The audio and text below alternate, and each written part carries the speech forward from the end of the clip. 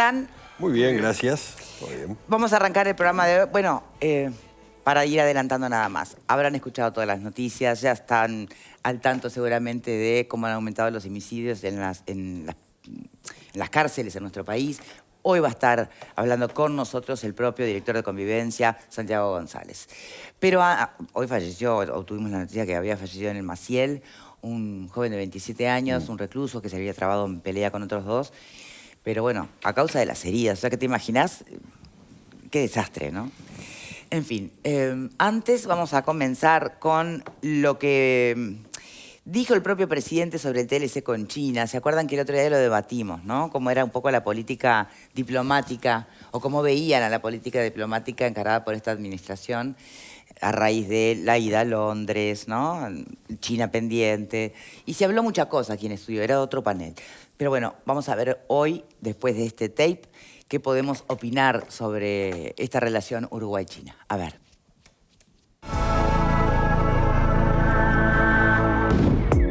El presidente recordó que fue el gobierno chino el que le propuso a Uruguay un tratado de libre comercio. Nosotros nos tiramos en paloma, obviamente. Y dijo que ahora es el gobierno uruguayo el que espera una respuesta de China. Y lo que queremos determinar, finalmente, y espero no mucho tiempo, es decir, bueno, ¿se llegó o no se llegó a un acuerdo para avanzar?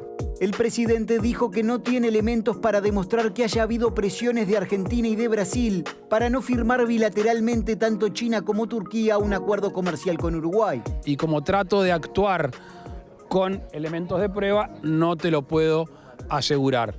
Que se ha comentado, pero entenderás que mi responsabilidad dice que yo no puedo afirmar esas cosas. El gobierno tiene la decisión de abrirse al mundo, según ha dicho el presidente, y buscar acuerdos comerciales con o sin el Mercosur. Lacalle Pou regresó esta semana de Londres, donde estuvo reunido con el primer ministro británico Boris Johnson.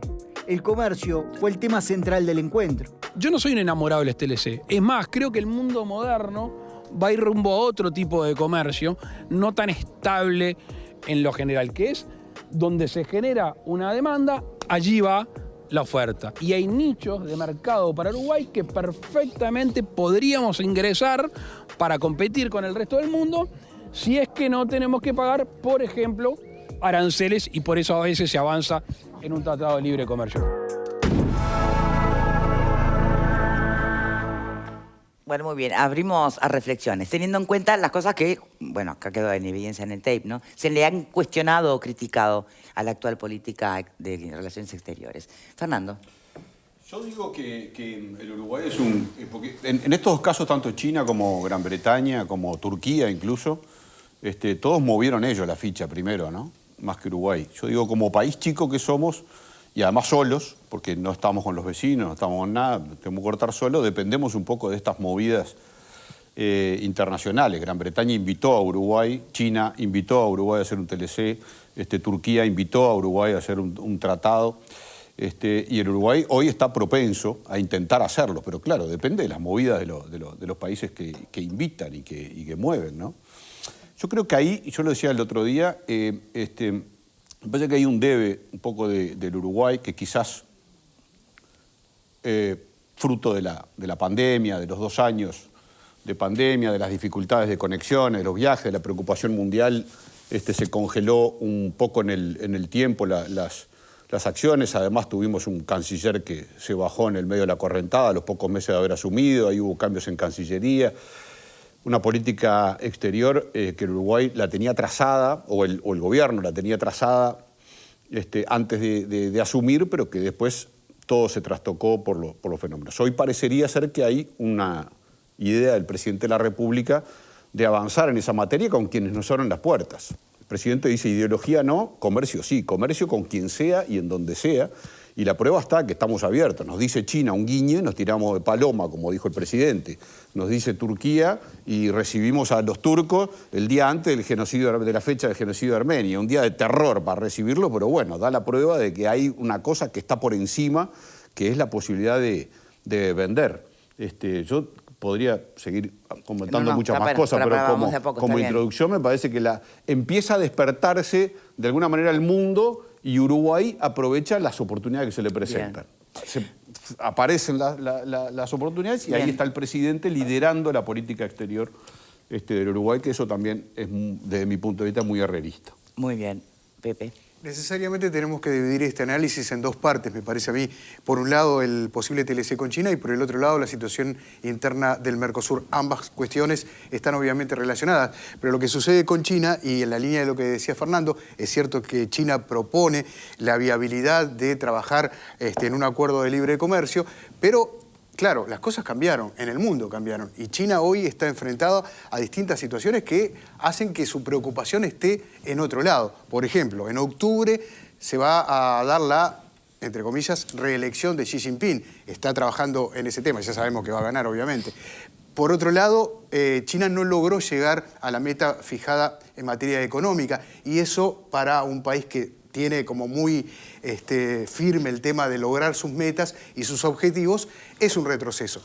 Las ventas en el terreno inmobiliario han caído en un 40%, eso también viene afectando seriamente la economía china. Por otro lado está el tema de la guerra, donde si bien China no tiene un papel preponderante ni siquiera como mediador, pero está jugando en el fiel de la balanza con Estados Unidos, las dos potencias hoy más importantes del mundo. Por tanto, China tiene, bueno, y ni que hablar de la situación sanitaria, donde el propio Xi Jinping está convencido que él tiene que ganarle a la pandemia y por eso está con una situación de reclusión de la población que es totalmente absurda por la cantidad de casos que hay comparado con los 1.402 millones de habitantes que tiene hoy China. 1.402 millones de habitantes que dan para tirarse de cabeza, obviamente, sin pensarlo, con un mercado enorme, al que Uruguay le vende el 37% de sus productos. Eso por un lado. Pero por el otro lado está el tema del Mercosur. Y ustedes saben que las decisiones de posibles tratados y acuerdos comerciales se tienen que dar por unanimidad, o sea, todos tienen que estar de acuerdo, no hay uno que no esté de acuerdo. Entonces, Uruguay tiene allí que cambiar la estrategia claramente.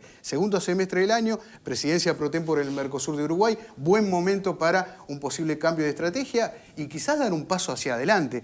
El paso hacia adelante no significa necesariamente irse del Mercosur. Bien. El presidente de la República lo dice hoy en un reportaje de la BBC, dice, yo no me quiero ir del Mercosur. Lo que sucede es que quizás sea el momento de dar el paso y esperar a ver qué dicen los socios. Pero necesariamente hoy el Mercosur, en estas condiciones, se está conformando como algo imposible para Uruguay. A mí me gustaría después poder analizar un poquito las tensiones en este momento entre Uruguay y sus socios del Mercosur, que representa para cada país esta intención de acuerdos del Uruguay por su lado. ¿Qué pasa con Argentina puntualmente con el acuerdo en torno a La ruta de la seda. a temas militares, ¿no? Sí, cuando Uruguay sí, históricamente fue respaldo de Argentina en tema Malvinas, que no se puede obviar, ¿no? Entonces, bueno, me parece que hay varios aspectos de Brasil hasta dónde... se ha cortado solo. La semana pasada rebajó un 10% de 5.165 códigos tarifarios. Por su cuenta. Por su cuenta. Lo hizo por su Bueno. cuenta. Y a su vez, ¿qué presión pueden llegar a ejercer Argentina y Brasil para con China para frenar o enlentecer este TLC? Directo, ¿no? En fin, lo dejo planteado. Vero. Bueno, sí, comparto muchas de las cosas que dijeron los compañeros en el análisis. Me parece que el presidente está tratando de colarse entre los grandes, ¿no? Como lo había dicho también con el tema de las vacunas. Pero acá hay una diferencia. El Mercosur puede ser un contrapeso en esa negociación, que no lo fue en aquella instancia, por lo que representa Uruguay, que es muy pequeño en materia de cantidad de habitantes. Pero desde el punto de vista estratégico, yo creo que la gran pregunta es qué va a pasar con Brasil y con Argentina. Hay un escenario distinto que creo que al principio, cuando el presidente plantea esto de, bueno, negociar bilateralmente acuerdos por fuera del Mercosur, era el respaldo que se veía que era el respaldo de Brasil. Hoy ese respaldo yo creo que está en duda, ¿no? Hay señales del gobierno de Brasil que van por otro lado.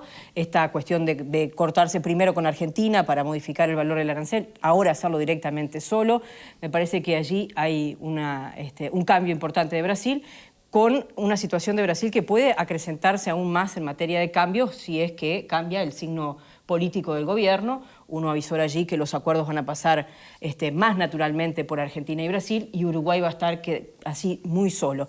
Creo que esa es la sensación que uno tiene, ¿no? Un presidente con mucha fuerza, con muchas ganas, con mucha entereza para instalarse en el mundo, pero un poco solo en esa pelea, porque los grandes del Mercosur no lo van a respaldar. Yo creo que en ese sentido soy bastante negativa. Bien. Pablo, faltás. Ha cambiado la ideología política del Mercosur. Eso es una realidad. El Mercosur hasta hace 2 años, o un poquito más quizás, era en realidad un mercado ideológico y no un mercado comercial. Los integrantes del Mercosur se basaban en su afinidad no tanto en las ventajas comerciales que podían tener, sino en las ventajas o los acuerdos ideológicos. Con Brasil, con Argentina, con Venezuela, la entrada por la ventana de Venezuela y por supuesto con Uruguay. ¿Y la de Paraguay, la salida de Paraguay? Y la salida de Paraguay también. Entonces, ¿qué es lo que sucede? Eso cambió, varió, los gobiernos variaron, cambió su ideología. Sí, bueno, pero el Mercosur o las relaciones internacionales Mercosur dependen de la, digamos, de la cintura de un presidente o de lo que pida y demanda el mercado y la economía. El Mercosur es un invento y depende de la voluntad que tenga Brasil y en algo Argentina. Uruguay y Paraguay en las decisiones macro del Mercosur no existieron ni van a existir. Siempre fueron rehenes de los socios grandes y es una realidad, porque no hay que olvidarse que el origen del Mercosur fue entre Brasil y Argentina y nosotros pedimos para poder entrar y después vino Paraguay y bueno, y después toda la historia que sabemos, por lo cual no hemos tenido ningún tipo de beneficio salvo cuando los gobiernos eran todos de izquierda, que había una suerte de armonía ideológica de pertenencia al Mercosur y la íbamos llevando de a poco. No hay que olvidarse, un ejemplo de miles, cuando comerciábamos con Venezuela, por allá por el 2014, 400 y pico de millones de dólares se exportaban y se importaban con un gobierno de izquierda, ¿no? Que del 2014 al 2015 bajó a 200 millones de dólares, después a 50 millones de dólares, y hoy las exportaciones prácticamente son inexistentes. ¿Y por qué es esto? ¿Por un tema ideológico? No, no es por un tema ideológico, por un tema que no nos pagaron. Pero estaba por encima de la ideología en ese caso. No hay que olvidarse del juicio que tiene Conaprol ahora contra el Estado porque se le deben casi 60 millones de dólares, que le quedó debiendo a Venezuela cuando se le vendió leche en polvo. Y hablando de juicios ganados, ganó Marta Jara. Bueno, ese es otro tema que no tiene nada que ver con el Mercosur. Ya sé que no, querido. Pero justo mencionaste Bueno, la palabra de juicios al Estado. Bueno, Puede tener que ver. puede tener algo que ver con el Mercosur, pero de todas maneras, si se quiere, los 100 y pico de mil dólares esto de Jara, que están bien ganados, porque le hizo un juicio como corresponde al Estado, sería lo que menos le ha dado pérdida al Mercosur. Lo traje a colación porque hablaste de juicio y me acuerdo que es noticia estos días, nada más. Una cosita más, Sí. la realidad indica, como lo dije la otra vuelta y ustedes se reían de mí, business are business. Ah, bueno. Business Esa frase quedó Ah. de la diplomacia. Y después le voy a decir por Pará, qué. tengo que... Corregime, por favor. no te importa. Para nada. Business is business. Otra vez, pero vamos No, a ponernos pero de que- acuerdo. No, pero- vos me dijiste... ¿Vamos a ponernos de acuerdo? No, yo capaz que yo lo induje al error, porque yo soy una bestia, pero el off seguro que no era, yo se lo cambié por el ar y ahora se lo cambié por el dis. Y bueno, ¿es is o ar? Negocios son Por mí, negocios. ar. Negocios son negocios. Para Vamos mí es a ar, pero chequearlo. business Lo are chequeamos en la business. pausa, pero esperen, antes.